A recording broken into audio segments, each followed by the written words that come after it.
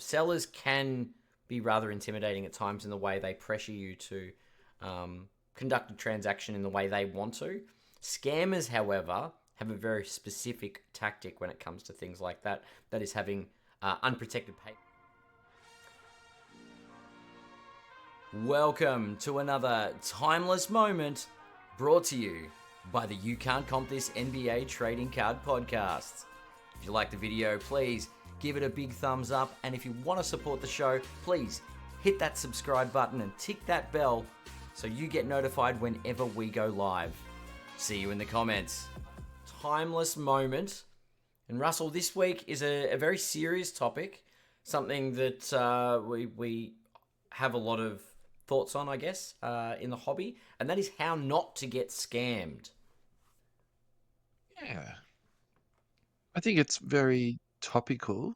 Very topical. I think it's very important, and there's always new people coming into the hobby. So I think actually this is perfect for timeless moments because people can go back and listen to this at any time in the future. So this is, I think, what we designed this whole sort of segment for is these type of topics. So I think this will go really well, Yep. and I think you should kick us off, Ad. What would you like to start talking about first? Um, I guess the first thing when it comes to not getting scammed in this hobby will be just not rushing into things, taking your time with transactions, and not feeling pressured to conduct things in a way that you're uncomfortable doing it.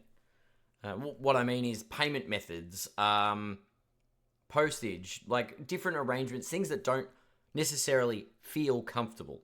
You should never feel pressured to conduct a trade in a way that you're not 100% comfortable with. That would be my number one bit of advice.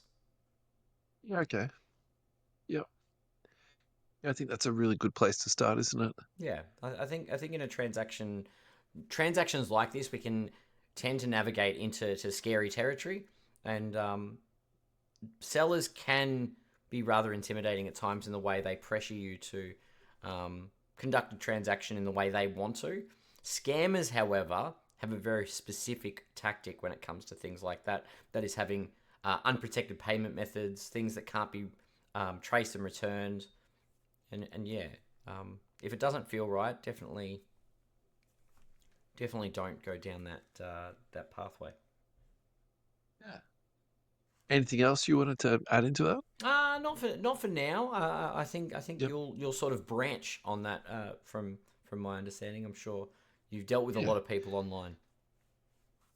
Yeah. So I suppose leveraging off that part of the conversation piece that you're not rushing is some of the things you should talk about. So I think the big one that I was educated on pretty early on was about coining. So the whole idea behind coining is that you take a photo of the card and then in the photo background you've got something that can identify yourself Yep. and also identify the current date. So that what that is supposed to indicate is you've got the card on hand Yep. and you've also got the hand, you've got the card with you relatively recently, Yep. or if not immediately. So Mm. that's the sort of the whole idea of where someone asks for a coin, that's what they do. Some of the pages online, in terms of the Facebook pages, they will get you to do that every single time. And if you don't do it, they won't let you put the post up. Yep. I've been noticing on eBay, people are now putting watermarks on top of their cards. And I actually Wow. think that's a really good idea because also what people can do is say download a picture off eBay and Mm-hmm. then try and sell it on say Marketplace or eBay or something along those lines. Yep. And if you don't require a coin to happen, you might think that that person actually has the card in possession. For higher end cards, what you can do is ask the person to do a video call with you Yep. and then get them to hold the card in hand and get them to show you the condition of the card. And Yep. so that's a better way of doing a photo coin because people can Photoshop stuff. And even though people can say, oh, haha, look at this like terrible Photoshop that someone's done, actually, some of the Photoshops can be really good. And to be honest, I don't have Yeah. that greater eye for that type of stuff. And people can get that past me. So I think Yep. coining is a really good place to start in terms of Yep. how to educate yourself in terms of getting you protected against people. And Mm. then the next really easy one, and probably the biggest one at the end of the day, is using payment insurance. So what that means is there's a whole bunch of different platforms. The biggest one that does this, and probably the one that's most used within the card collecting community, is PayPal. Yep. And so if you transfer to somebody, friends and families, that's like doing Pay ID, where the money goes into the person's account, and That's it. challenging that transaction and getting the money back into your account is pretty well impossible. Yeah, correct. However, when you pay for goods and services, you Mm. can actually report the transaction as, not being delivered, or it wasn't Yep. delivered as what was discussed, and there's a whole bunch of different reasons you can do it. Yep. And then PayPal will actually escalate a claim, look into that, contact the seller on your Yeah. behalf, and then try and get that then resolved for you. If you can't, then you can do a insurance claim back through PayPal, and that's what you're paying that extra money for. So often what happens is, just say the card is $100. Yep. If you're paying it with goods and services, you'll pay a 4%, or some people charge 4%, some people do 3.5%. Let's just call it 4%. Then you'll pay $104 for that transaction. And look, I got to be honest with you, I really like paying goods and services. It just gives me so much peace of mind. Yep. And I've spoken about this on a previous podcast where I was Yeah. actually ripped off. It was about $350, something like that. Mm-hmm. And the seller didn't post out the stuff to me. I don't think he ever had any intention of doing it. I personally think the guy had some money problems, and then eventually I went through the process of, getting my funds returned to me. But that was a good, that's not the right way to say it. That was a good experience for me, though, in terms of having that payment protection there for you. So I think leveraging on from that, the other one to check too with that is, so just say you're dealing with Tom Smith on Facebook, Mm. but then it says Frederick Gibson as the person who is doing the payment details to. That's a massive red flag in terms of someone putting up a fake profile on Facebook and Yeah. then getting payment details into a different bank account. So that's something else you should be looking out for when you're doing your payments. When it comes to postage, this to me is the really funny one, and this is where when I'm doing deals with people, I'm selling cards to people, Yeah. and they want to scrimp on postage to save a couple of dollars. I never really understand that. It's always up to people how much they want to spend on postage, and that's 100% their prerogative. I never judge people for that. But my sort of opinion on this is that it's $4 for regular post, or it's $8 for registered. If you pay for registered post, you then get tracking so that you know when it's gone into the mail, you know when it's been delivered. Yeah. You can Exactly. watch it as it's traveling along, but it also gives you to $100 of insurance from Australia Post. So most of the cards that you're transacting on are $100 or less. Yeah. So that gives you insurance on your payment, and then gives you insurance on the card being posted out. And so the counter argument to that is, so then you've spent an extra $4 on PayPal insurance, you spend another $4 on postage. So that's $8, right? So you're sort of up to, sort of you're paying 10% for insurance. Is that something you want to be doing 10 times, 100 times, 200 times? And people can sort of say, well, you might not be saving on this one particular card, but in the long run, you're actually saving like a lot more True. money for that. So that is something you do need to take into consideration. And Yeah, yeah. Look, I think when you, that's a good point. However, I'm gonna play devil's advocate. yeah, of course. Yeah. If I win a $2 card in an auction, Yeah. I'm not going to pay $8 to get it registered. I'm gonna chuck $4 on it and go, Yeah. yep, sure. Right? If I Yeah. spend $50 on a card, you know what? Yeah. I might pay 65 to make sure that gets to me. Yeah. Yeah. It's obviously a budgetary thing, but I think there's a scale. I think there's a scale. If I spend $5 on a card, um, and the question becomes, at what point are people really, are the scammers really trying to get a quick $5 off you? I've noticed that the behaviors started up at the higher price points. Yeah, Not a 100 lot. plus. I 100% Yeah, agree with that. yeah, Yeah. yeah. That's where Yeah. So people. I've got two triggers. So my first trigger is, do I want the card? Yep. If it's something that I'm chasing really hard, irregardless of if it's $2 card, you know what I mean? Like, I'll go Mm, down that avenue. yep. And look, obviously, this I would probably also say, demonstrates my perception of the world and also my interpretation of value. But for me, it's $30. It's like Yeah, once I get yeah. up to $30, I don't Yeah, really want that's to like fine. throw away $30. I want that $30 card to come back to me. Because also too, actually for $30 you can get a pretty decent card normally. For sure, for sure. You know Like, what I mean? yeah, Like completely agree. yeah, yeah, Um, yeah, you're right. You're right, and that's the thing is you want people to feel protected regardless.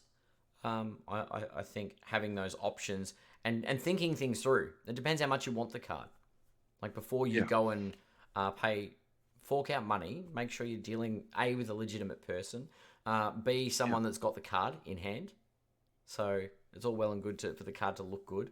Uh, yeah, it's. I mean, there are plenty of times the coining. I think you've touched on coining. Coining's very important. One thing I do, especially when I do want a card, I ask the seller when it's a higher value card generally, but I ask for other photos of it. I look condition of the back, condition of the front, yeah, everything, rather than just the front of the card. I'd like to see the back as well, yeah. and then you try and make that educated vouchers, like not vouchers, um, vouchers. So people vouching for you. Um, People like, hey, is this Yeah. person? So Does this person have integrity? Will I have you dealt with this person before?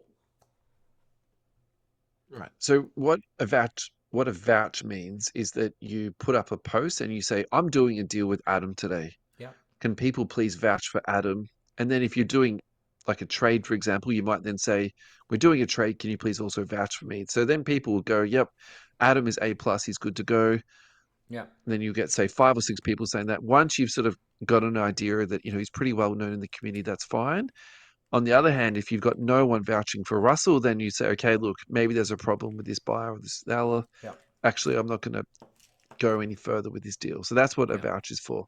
Now, the true meaning of a vouch, so Adam, if you vouch for somebody, what that actually means is, so if I vouch for you, right, you're selling a card and I say, yeah. yep, that's fine, I'll vouch for you, and you then don't deliver on it, technically the person who vouches is then supposed to cover the cost of that card. Agree. So Yeah, yeah, I'm actually I'm actually really reluctant these days to vouch for people unless I'm like, I know who they are, I know how they work, all that type of stuff. yeah, And even my wording on vouchers these days, I'll say, look, I've dealt with this person before and I've had no problems with them. yeah. I don't particularly say vouch anymore because Yeah, no, no, I, agreed. Yeah, I yeah. just But I they're don't like, have a stomach for this, for sure. you know, taking on someone else's liability. If I'm being like brutally honest in this situation, but that is what a vouch is That's what a for. vouch is. But yeah, you're Yeah, trying to deal with people of integrity.